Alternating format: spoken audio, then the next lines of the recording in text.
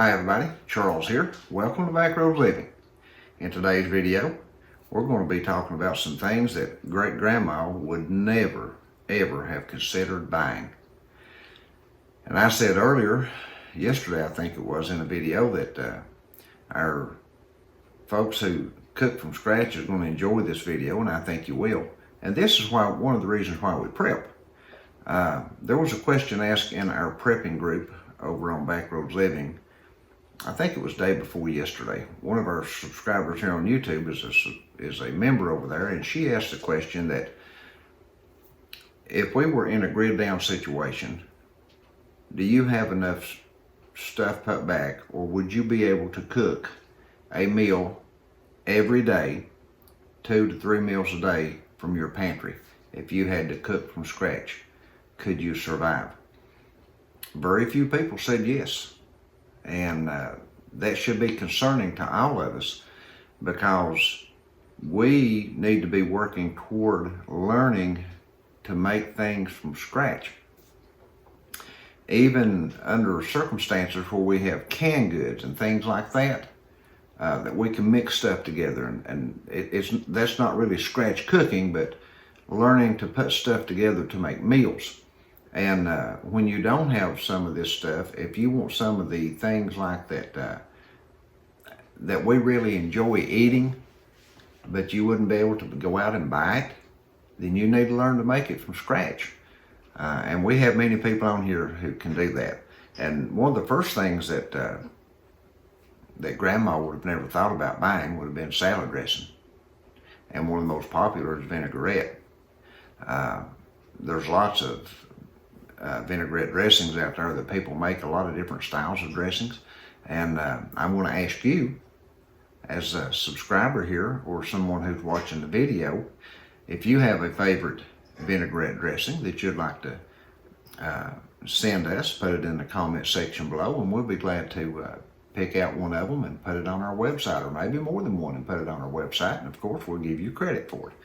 And speaking of that, if you haven't done it, stop right now, everything you're doing, and give us a thumbs up on the video. Subscribe to our channel. We'd really appreciate that. That really helps us a lot. Hit that bell icon when it comes up to be notified of videos as we upload them in the future. Now, the next thing that I know that my great-grandmother would have never considered buying would have been oatmeal. She would have used rolled oats. She would have made her own oatmeal. Yes, buddy, right from scratch, and many of your grandmothers and great-grandmothers would have done the same. And my question is, do you make your own? Do you make your own oats? Another thing is pancake mix. Can you make pancakes from scratch? If we had a grid down and you were just craving pancakes, and you didn't have any pancake mix, pre-made pancake mix in your pantry, would you be able to make pancakes? Would you be able to take flour and eggs and these things and make pancakes with them? Well, I can. And I hope you can too. If you can't do that, you need to look up how to make pancakes. Actually, we have a pancake recipe on our website, backroadsliving.com. Scroll to the bottom of the page, type in pancakes. Man, right there you are with a pancake mix as easy as 1, 2, 3. Simple pancake mix. Easy way to make pancakes. What about the syrup that goes on? My great-grandmother would have never bought a jar of syrup. Not ever. Not for pancakes. No. She would have made her own, and Sandy makes our own a lot of times. We do buy some pancake syrup here. But now sometimes Sandy makes pancake syrup with water and sugar. You can do it. I mean, you talking about good pancake mix or pancake syrup. I like it better than the store-bought. Much better. But anyway, those are a couple of other things that your great-grandmother would have never even considered buying. Well, she would have thought it would have been funny if somebody would have went to the store and bought pancake mix. That would have been humorous to her. The next thing is broth, whether it be chicken broth or stock or beef broth or beef stock, whatever it might be you're going to be cooking. and ate it for. Why, our great-grandmothers would have never, ever thought. And they may have not even had broth in the stores at that time. I don't know. But they made their own broth from their own chickens and their own cattle. Yeah, from their own beef. They would have never considered going out and buying broth. Well, they would have took the leftovers from their chicken that they was going to cook, and they would have made their own broth and seasoned it to taste, and they would have had broth for who knows how long. But yeah, they would have made their own and canned it. A lot of them canned their own broths and stock and stuff like that, and made it shelf stable for years. So yeah, they would have never went out and bought broth like we do today, and I buy a lot of broth. Another thing is bread. Now, I remember my grandmother buying some bread, but I didn't know I did know my great-grandmother, but I was so small I can't remember anything about what she did or didn't do. But my great-grandmother, according to my mother, didn't buy bread. No, they baked bread. All the time they had fresh baked bread. And that's something that's not real hard to do. There's a lot of recipes out there that doesn't require a whole lot of work anymore. Now, traditionally bread making takes some time and takes quite a bit of effort. And there's nothing wrong with that, because there's some wonderful, tasty bread made like that. But there's some simpler bread recipes out there that basically anybody can make. And I'd recommend you getting out there and trying to find some of those and learning how to bake your own bread. We had some sandwich bread here, I think it was yesterday, day before yesterday. I was making a sandwich, and it was just about worthless. And we hadn't had it 3 days, 2 days or something. And I told Sandy, I said, buddy, as soon as this weather breaks a little bit, this stuff is leaving here, and we're going to start making our own bread, and we're going to start eating our own fresh breads. This stuff is just about useless to eat, and I just can't hardly stand it. The bread just the edges get hard real fast with just in a couple of days, and it starts getting hard in the middle, and I just do not like it. Don't like the taste of it anymore like it used to. Bread don't taste like it used to. So yeah, they would have never thought about buying a loaf of bread like that. And another thing that they wouldn't have thought about buying is biscuit. Well, they would have laughed me or you out of the house and home if we'd have told them we was going to go buy a box of biscuit to make cornbread with. No, they would have never thought about buying biscuit. They would have made their own cornbread. We make our own cornbread here, and I make a good cornbread, if I must say so myself. But yeah, my mother taught me to make cornbread, and I really like cornbread, and it's made from scratch. And our great-grandmothers would have never, ever bought biscuit to make cornbread with. Now, my brother did. I remember him talking different times that he bought him some biscuit to make him some cornbread with. And, you know, that's okay. I don't have a problem with that. But our great-grandmother would have never done that. She would have baked it right from scratch, buddy. Yeah. And what about stuffing, Mick, or stuffing for your turkeys? Now, that's another thing that our great-grandmothers would have never bought. My mother, for years and years, made our own stuffing. Seasoned it the whole 9 yards. Man, it was the best stuffing. Oh, goodness.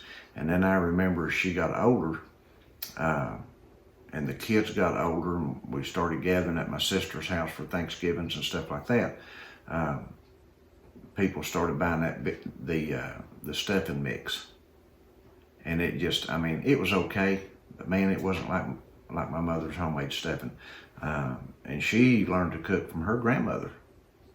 And she learned to cook from her mother. And it was all just homemade stuff. And it was just so good, that homemade stuffing. And now, let's go back over these just a second. The pancake mix. I'm going to skip the broth. The bread. Homemade bread, sandwich bread, cornbread, and stuffing mix. If you have recipes for those, drop a comment in the description box below down here and give us your recipe. Share your recipe with us. We'll be glad to put some of these recipes on our website and share them on here on YouTube, so you guys can, so everybody can enjoy the recipes. Yeah, that's what we like to do. We like to share here so everybody can have a part of it. Now, another thing that our great-grandmothers would have never, ever considered buying at a store would have been pie shells. No, they would have made their own pie shells. I remember my mother rolling out her own dough for pie shells. She made her own pie shells for years and years, and they were the flakiest, best tasting pie shells that I've ever ate. I know there's a lot of pie shells that they sell in the stores. It's pretty good, you know, pretty tasty and pretty good. But it seemed like to me that those early pie shells, maybe it was because I was younger, I don't know. But I remember those things. I remember pie shells. My mother making pie shells for pies, and she would make a pie shell for the homemade stuff like chicken pot pies and turkey pot pies. She always made stuff like that after Thanksgiving or after we had a whole chicken baked. She would always strip all the meat off of them, and she would keep it back and make salads and chicken salads and turkey salads and pot pies and things like that. And man, those were the best tasting things that you ever put in your mouth. But anyway, pie shells. So yeah, do you make your own pie shells? Curious if you do. You know, folks use, just, you know, they would have just used flour and butter and shortening and just rolled their own out and made them. So yeah. And another thing that my great-grandmother or your great-grandmother would have never thought to do would have been to went out and bought cookies. Now, but they make cookies from scratch. We make some cookies from scratch here from time to time. We make some good peanut butter cookies and different things. We do buy some mixes too to make cookies and cakes and things like that with. But they would have never, our grandmothers would have never considered going out and buying cakes and cookies. No, they would have made them from scratch. They had their eggs and all-purpose flour and baking powder and baking soda and butter and sugars and everything they needed, buddy, and they would have put that stuff together and mixed it up, and they would have baked their own cookies and made their own cakes. And my mother made some, oh man, she made some mouth-watering molasses cookies and molasses stack cakes and stuff like that. Those days are gone. I do have those recipes though. I just haven't taken the time to work with them and try to put them together. But man, and the longer those cakes set, 2 or 3 days old, gosh, they would melt in your mouth. Good. So do you make molasses cakes? Do you make homemade cakes, homemade cookies, things like that? If you don't know how to make these things from scratch, and we have a grid out situation, and you don't have a bunch of this put back, and you start craving sweets or you start craving something like that to snack on, you won't have any. You just won't have anything to snack on. So keep that in mind. It's a good thing to learn to cook from scratch, guys. And the last thing I'm going to mention here, because it's something that I love dearly, is gravy. Now, there's a lot of folks that buy pre-mixed gravy. They buy, you know, the pre-canned gravy, just like what's pictured here. They buy a lot of stuff. And I do too. Now, I'm not throwing off on anybody. I buy a lot of box stuff. Sandy and I do, and a lot of canned stuff. But the thing about it is, we buy it because of convenience, not because we can't make it. Yeah, we can make most of this stuff here that I just mentioned to you. I have recipes for most all of this stuff, either that I have got online or that I've gotten from my mother. And if it was a grid down situation, we could make the most of it. So the question is, would our great-grandmothers have even considered buying any of this stuff? I don't think so. No, they would have made it from scratch. And I think we need to be learning to do that too, because hopefully in the next day or two, I'm going to do another video. There's some things going on with the power grid and with food shortages that I'm being made more aware of that I want to share with you. But for right now, learn to cook from scratch. Enjoy these homemade foods, buddy. Listen, once you learn to fix some of these things, you'll make them on a fairly regular basis, just so you can have them from time to time, because they taste so much better. And keep that in mind that that if the grid's down, you need to be able to fix things. You just need to be able to cook things. So everybody have a great day. God bless y'all. As we always say, Prep your soul first with the Lord Jesus Christ. Prep your pantries and learn to cook like Grandma cooked. And we'll see you on the next video.